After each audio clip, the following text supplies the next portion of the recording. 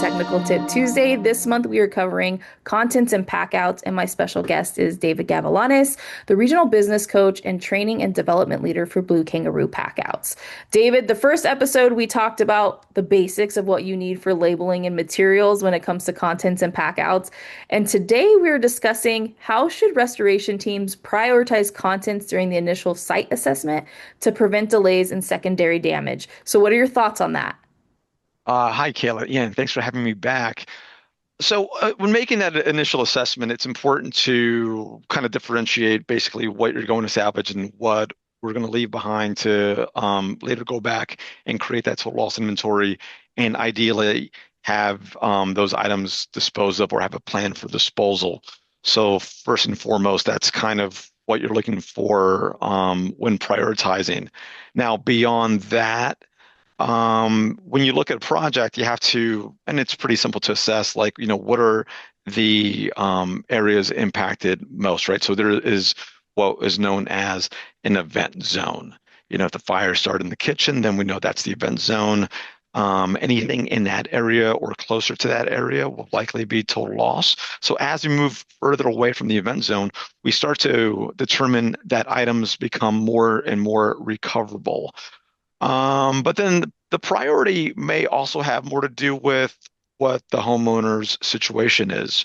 Perhaps she's found an additional living situation that is, a full house rental that, she has for 6 months, and she needs some basic living um, contents, furniture, bedding, that sort of thing. She might need those things right away. So at that point, you can prioritize that wish list, and there's several ways to do that with the digital inventory.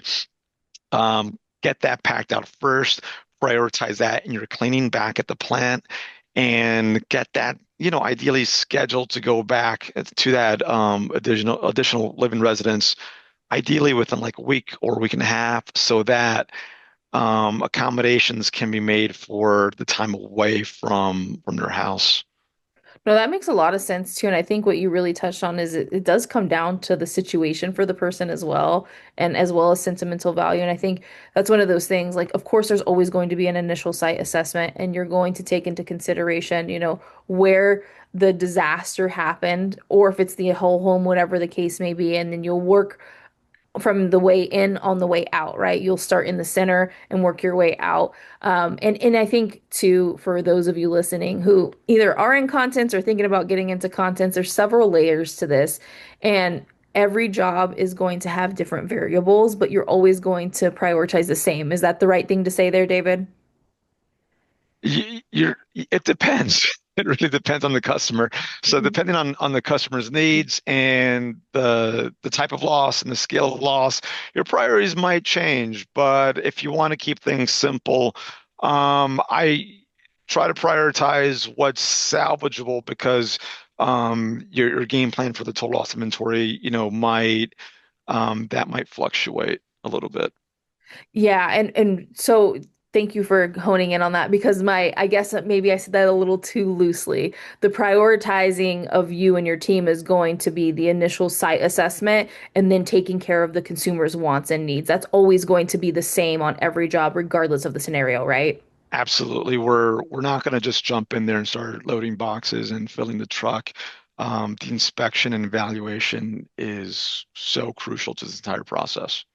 100%. And I think now we're tying in the second layer, which the first one was, materials and maybe even processes that you need to have. This episode we covered how you prioritize things. And the next episode we're going to talk about the do's and don'ts. I'm super excited about that episode.